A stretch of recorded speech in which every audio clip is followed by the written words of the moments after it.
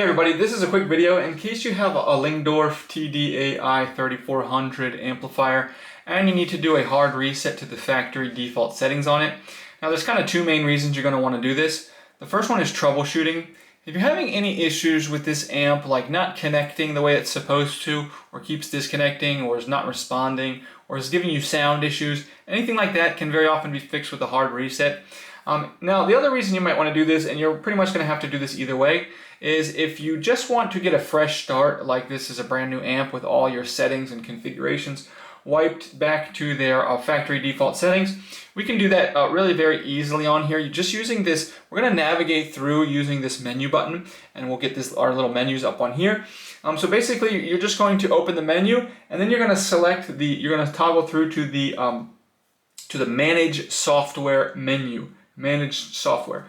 And then once you get to the Manage Software menu, you're going to toggle down to the Factory Reset option. And then you'll just click to confirm that. And then once you do that, so all your preference settings, system data, your room perfect data, everything is going to be wiped off, and it will be like this amp just came out of the box.